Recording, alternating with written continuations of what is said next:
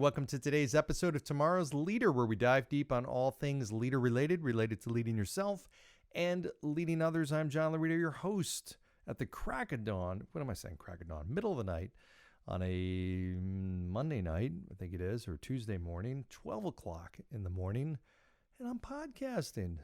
What a great way to bring in the day. I get to podcast at midnight. I love it. This is my new sweet spot. So this is when I'm going to actually do podcasts. I've done a few of them in the middle of the night, and it's kind of fun. Anyway, I just had a great night. It is beautiful weather. I hope you're enjoying this phenomenal time of the year because it is like 72 degrees in the evening here. No humidity, no bugs. I'm sitting outside eating dinner, chilling out, watching TV, relaxing. Watching the Celtics win, love it. And just having a great night. And now I get the podcast. So, all right. So tonight's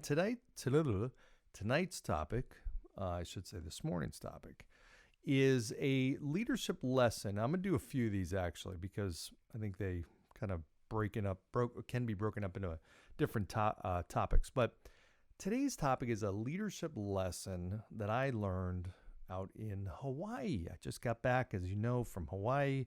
Had a great, amazing trip with the kids. Nick, Sky, and myself had a blast. And some stuff happened that was just, we had, so much fun. But inevitably, you just have different things happen, different experiences. And I look back and I reflect on them. I'm like, there's a great leadership lesson in there. So today's episode is brought to you courtesy of Maui. So in any event, one of the things we did, which I highly recommend if you ever go to Maui or any part of Hawaii, if you can, rent a Jeep or some kind of convertible where you can get the top off, doors off maybe, and just ride around around the island with all these views, captivating views, and in the open air. It is unbelievable. So we did that, and we rented a Jeep. And for those of you who I'm friends with on Facebook, I just posted a bunch of videos. You'll see this Jeep. And if we're not Facebook friends, then just send me an invite. We'll be Facebook friends. You can see what I'm talking about. So the Jeep that we rented was this badass, lifted Jeep with big tires, green. It was just the coolest Jeep. And by the way, I did it on an app called Turo. Let me just double check that. I think it's Turo, Turo. So if you're trying to rent a car, it's actually an easy way. It's kind of like the VRBO or Airbnb of cars. So it's not rental agencies. It's actually individuals that are renting cars. Turned out it worked. Somebody recommended it to me. This episode is sponsored by Turo. So in any event, this is how we got our Jeep. And so we're staying at a place, great place, and they have valet parking there at the hotel, the resort. And so every day you kind of pull up, you give them the keys, they park, and you tell them when you want the car, they bring it up. Super, super convenient. Obviously, you pay for that, but super convenient. Made it really easy every day to just walk out, and the Jeep's pulled up, ready for you. So one day, though, of this whole week, it wasn't pulled up front, but it was not far away. I could see it. It was just parked off to the side, and we were leaving, and I can't remember if I said to the person, hey, why don't you just give me the keys? Or maybe he just did give me the keys, and he said, yeah, it's right over there. So Nick and myself were going out. We jump into the Jeep, and I realize that this Jeep is really wedged pretty tightly in between two cars. Now it's backed into the spot, so all I have to do is pull out. And, we're lifted. It's a big, again, these tires are huge, and it's just, I'm not used to driving it. But nevertheless, I'm like, okay, it's a Jeep. I've driven a Jeep before. But it is tight. And I just remember I got in, and I'm like, geez, it's not the easiest exit out of this spot. And it was kind of like there wasn't that much room to go forward. You had to kind of bank the turn kind of relatively soon. But nevertheless, how many times have we pulled out of a parking spot, a tight spot? A bazillion times. No problem, Laurito. You got this. So I start pulling out. I'm in the driver's seat. My son's in the passenger seat. And I just kind of pull out, turn, and I just hear this horrible, crunch. I'm not even talking about like a scrape or a crash. I hear a crunch. And I'm like, what? And Nick is like, Dad, you literally just ran over the car next to us. And I'm like, Nick, what are you talking about? He said, you literally just ran over the car right next to us. Now, this car next to us was a smaller sedan. It was like a little Toyota, a very small one, and it sat pretty low. And these, tires on our Jeep were huge. So when he said I ran over a car, I swear to God, it was like I was a tank. And I ran over the front quarter panel of this car, tore the whole bumper off, smushed the whole front side. I mean, it was just like I literally ran over the thing. It was unreal. And it just happened so fast. And I'm like, oh, my God, what the? And I'm just thinking, I stop. Everybody, the sound is just, if you've ever heard a sound of a car getting crunched and run over by a tank, I mean, it's horrific sound. Everybody heard it. Everybody turns and looks. The valets are looking, and, some of them are pointing and even laughing. I'm like, what the? Are you kidding? What? And honestly, whole different mentality in Hawaii. Everybody's very, very laid back. I love it. But yeah, at that moment, I was not appreciative of that. But in any event, I guess it happens a lot. I don't know. Maybe it does. Maybe they're used to it.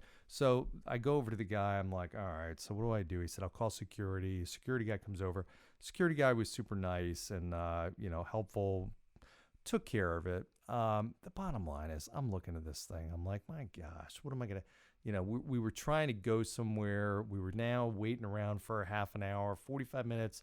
Time is getting eaten. I was starting to get really upset. I'm like, this is just sucks and blah, blah, blah. And a couple of things that just kind of occurred to me. One is my son was awesome.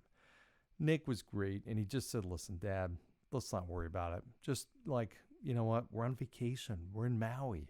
We got the whole week. This was the beginning of our trip, by the way. We got the whole week ahead of us. Let's just relax and let's forget about the whole thing.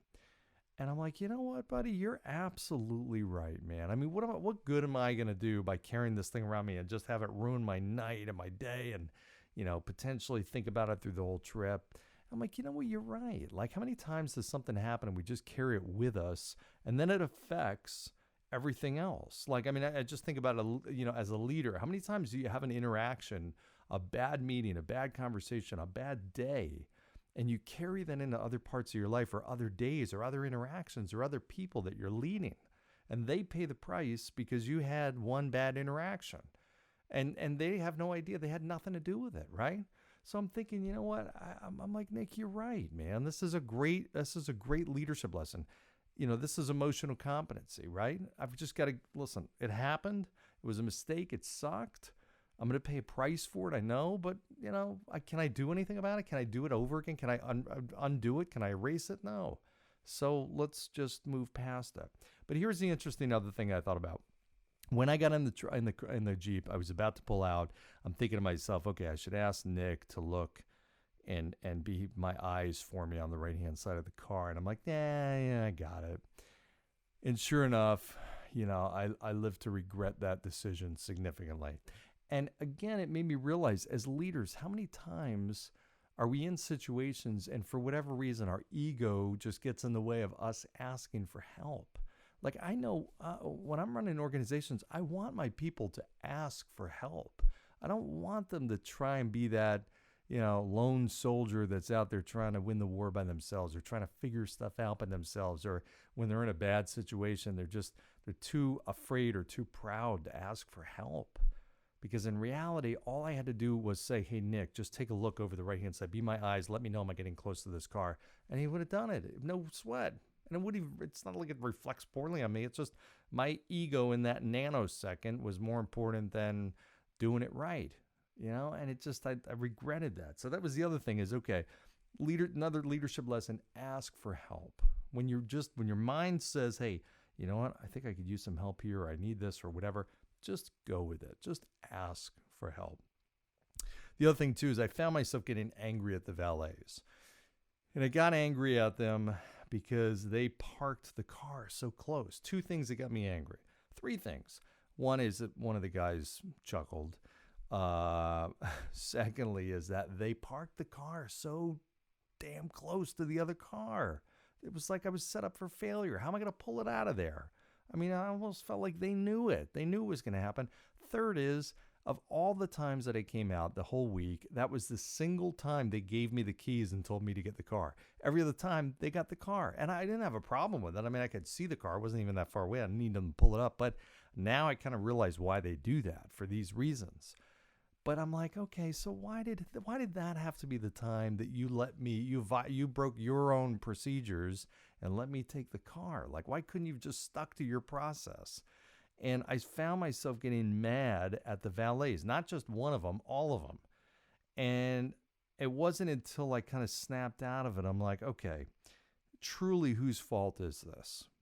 It's my fault, 100%. It's not Nick's fault. It's not the car's fault. It's not the valet's fault. It's not the resort's fault. It's not the other person, the owner of the car. It's nobody's fault. It's my fault, right? So I've just got to accept the ownership of that. I can't put the blame on other people. And by the way, if I do that, that's not setting a good example as a leader, right? So Nick is seeing that, and me blame the valets. I mean, he knows it's my fault. I know it's my fault. So how many times as a leader, how many times have you seen a leader point the finger to other people or other places or other companies or other people, and it's truly their mistake or their fault, yet they're blaming other people? How do you feel about that leader?